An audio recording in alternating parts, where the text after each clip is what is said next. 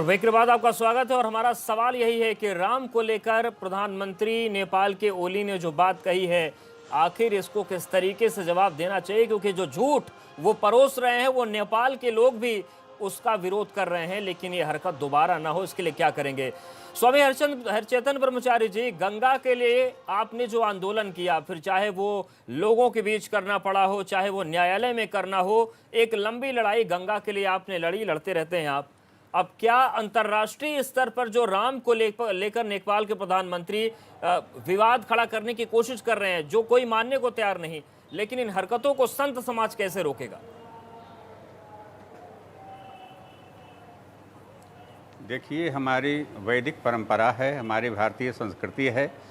हम अपने देश के लिए, आन मान शान के लिए पूजा पाठ तो करते ही, आराधना करते ही हैं, लेकिन जहां हमारे भारतीय संस्कृति के ऊपर, हमारे धर्म के ऊपर कोई चोट पहुंचाएगा तो हम चुप नहीं बैठेंगे।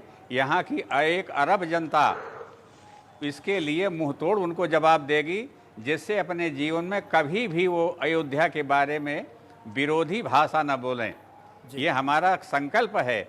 हम इसीलिए हमारे संत महात्मा आराधना के लिए, साधना के लिए, मुक्ति के लिए तो तत्पर रहते ही हैं, लेकिन सबसे बड़ी बात हमारी भारतीय संस्कृति हमारे राष्ट्र के लिए, हमारे धर्म के लिए है, हमारे आराध्य भगवान राम के लिए है। अगर इनके ऊपर कोई चोट पहुंचाता है तो हम चुप नहीं बैठेंगे। हमारे देश के जितनी संप्रदाय हैं, जितने संत हैं, जितने भक्त हैं, इसका उनको मुंह तोड़ जवाब देंगे, जिससे दुनिया में कभी भी नेपाल का कोई आदमी इसके बारे में बोले ना, उनकी बोली बंद कर देंगे। बिल्कुल राजू दास जी, धर्मो रक्षत रक्षितः की बात इस वक्त स्वामी जी कर रहे हैं, लेकिन सवाल यह है कि धर्मो रक्षित रक्षितः कैसे आगे बढ़ेगा। अखाड़ों की परंपरा की हम बात कर लें, आपके परंपरा की बात कर रहे हैं, और जहां अयोध्या में आप बैठे हैं, किस तरीके से वहां पर मुगलों के खिलाफ और राजाओं के खिलाफ संतों ने वहां पर लड़ाई की है, वो किसी से छिपा नहीं है। निर्माणी यानी की अगर हम बात कर लें, तमाम अखाड़ों की बात कर लें, लेकिन इस वक्त कैसे इस पूरी समस्या का आप लोग हल करेंगे?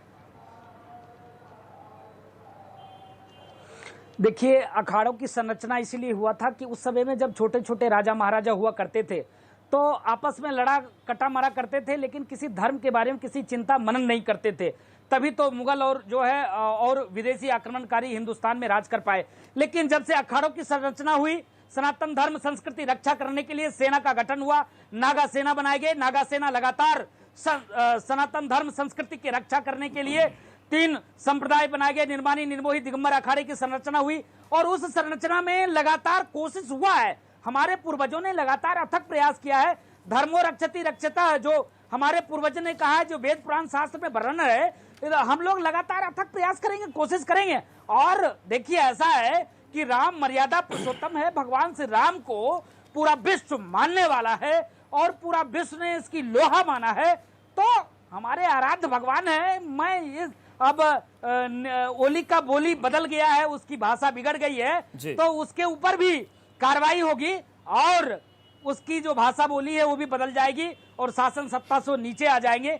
क्योंकि हिंदुस्तान और नेपाल की जो सनातन संस्कृति है एक है, बिल्कुल एक नहीं है, लेकिन उसको तोड़ने की कोशिशें कामयाब नहीं होंगी। जनमानस को आप सभी मेहमानों का बहुत शुक्रिया हमारे साथ जुड़ने के लिए, बातचीत करने के लिए। 2 तथ्य हम आपको बता दें। ओली भले ही कहें कि राम नेपाल के थे, लेकिन कनक भवन अयोध्या में है, जो सीता माँ को कैकेयी जी ने मुंह दिखाई में दी थी, ये नेपाल में नहीं है। इसके अलावा जिस वीरगंज की बात ओली कर रहे हैं वो सिंगाहा और सिरसिया नदी के तट पर है, जबकि राम की जो अयोध्या है वो सरयू के तट पर है। तो हर स्तर पर ओली का बयान झूठा है, लेकिन ओली की जो ये पूरी मानसिकता है, जो बयान है, उसकी भारत ही नहीं नेपाल में भी निंदा हो रही है, और इससे उन्हें बाज आना पड़ेगा। इस खास पेशकश में फिलहाल इतना ही।